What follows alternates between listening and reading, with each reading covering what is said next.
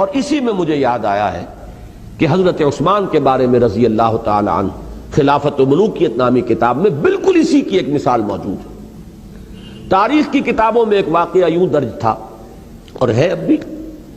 کہ ایک جنگ سے مال غنیمت آیا، 5 لاکھ درہم کا مال غنیمت۔ حضرت عثمان نے وہ سارا کا سارا اپنے سالے مروان ابن حکم کو بخش دیا، بس یہ واقعہ آ گیا، ہبہ کر دی۔ اب صرف اس واقعے کو درج کرنے کا مطلب کیا ہے؟ حضرت عثمان نے خیانت کی، وہ مال غنیمت ان کی جاگیر تو نہیں تھا، وہ تو مال جو ہے مسلمانوں کا ہے، 1/5 حصہ اس کا بیت المال میں جائے گا، 4/5 حصہ جو ہے وہ غنیمت کا تقسیم ہوگا مجاہدین میں، یا اگر 1/5 حصہ ہی وہ آیا تھا، 4/5 حصہ وہاں تقسیم ہو چکا تھا، یہ 1/5 تھا تو یہ بیت المال کی ملکیت تھا، حضرت عثمان کی ذاتی ملکیت تو نہیں تھا۔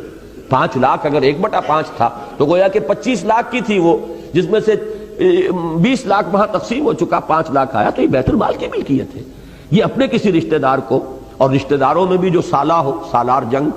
جو ویسے بھی ایک بدنام رشتہ ہے دنیا میں، آج بھی اس کے ساتھ جو ہے طرح طرح کی نسبتیں ہیں، اس کو بخش دیا تو معلوم ہوا کہ وہ تو گویا کہ اس روایت ہی کو سامنے رکھا جائے تو وہ تو ایک عام انسان کی سطح پر آ گئے، عام دنیا دار انسان ہے۔ کون؟ ذو النورین، خلیفہ ثالث، چوٹی کے صحابہ میں سے۔ اب یہ واقعہ انہوں نے دلیل یہ دے دی کہ صاحب یہ تو کتابوں میں نے کوئی اپنے گھر سے تو نہیں گھڑا ہے، یہ تو تاریخ کی کتابوں میں واقعہ ہے۔ لیکن اگر یہ بات بھی سامنے ہو کہ انہی تاریخ کی کتابوں میں اس واقعے کی روایت یہ بھی موجود ہے تفصیل سے، تفصیل کیا ہے اس واقعے کی کہ جب وہ مال غنیمت آیا، وہ مال غنیمت ہوتا تھا اجناس کی صورت میں، چیزوں کی صورت میں، وہ کوئی نقد تو نہیں ہوتا تھا۔ حضرت عثمان نے مجلس شورا سے اجازت لے کر وہ سارا مال 5 لاکھ میں خرید لیا، 5 لاکھ بیت المال میں داخل کر دیے، اپنی ذاتی جیب سے اس مال کو خرید لیا، وہ بھی اجازت سے، اصحاب شورا کی اجازت سے، کہ بجائے اس کے کہ یہ سارا مال جو ہے بیت المال کے اندر اس طرح جمع کیا جائے، نقد میں 5 لاکھ میں یہ مال اگر آپ اجازت دیں تو میں لے لیتا ہوں، 5 لاکھ بیت المال میں داخل ہو جائیں گے، یہ مال اب آپ کی ذاتی ملکیت ہے، اب آپ جسے چاہیں ہبہ کریں، کسی کو دے دیں، کسی کو کوئی اعتراض نہیں۔ یہ تفصیل بھی اگر موجود ہو تاریخ کی کتاب میں، پھر ایک شخص اس واقعے کو جو ہے مجمل بیان کرتا ہے تو معلوم ہوتا ہے کہ یہاں کوئی نہ کوئی نقطہ نظر کی کجی ہے، کوئی ٹیڑھ ہے، کوئی اپنی سوچ کے اندر جو ہے وہ غلطی جو ہے وہ پیدا ہو چکی ہے۔ تو یہ ہے اصل میں وہ بات جس کی مجھے ایک اور جو ثبوت ہے وہ آج ملا ہے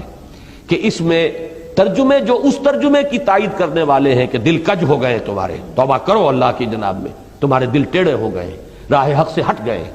تو وہ ترجمے تو انہوں نے بیان کر دیے، شاہ ولی اللہ کا بھی اور شاہ رفیع الدین کا بھی،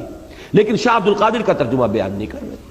تو یہ میرے نزدیک در حقیقت اس میں جیسا کہ میں نے عرض کیا، میں دوبارہ وہ الفاظ دہرانا نہیں چاہتا، جو ہمارے بعض اکابر کو، مولانا مدنی رحمہ اللہ کو بہت پہلے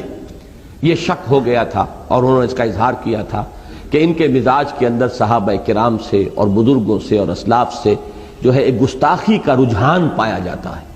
اس وقت تک یہ چیزیں اس طرح کی واضح طور پہ سامنے نہیں آئی تھی، لیکن ہوتے اہل اللہ کے جو کسی چیز کو بھانپ لیتے ہیں، کسی چیز کا اندازہ انہیں کسی کے انداز سے ہو جاتا ہے۔ تو اس قسم کا واقعہ یہ ہے کہ خلافت و ملوکیت تو خیر اس کی بہت ہی بڑی مثال ہے، لیکن ایک مثال مجھے آج ملی ہے اس ترجمے کے اندر کہ سارے ترجمے دلائل کے اندر سابقہ جو ہے انہوں نے کوٹ کر دیے، لیکن یہ کہ شاہ عبد القادر موضح القرآن، یوں سمجھیے کہ اردو زبان کی پہلی تفسیر، پہلے تفسیری حواشی شاہ عبد القادر رحمہ اللہ،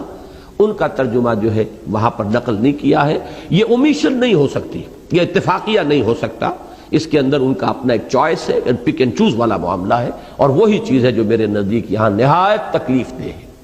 تو بس آج اس پر ہم اپنا درس ختم کر رہے ہیں۔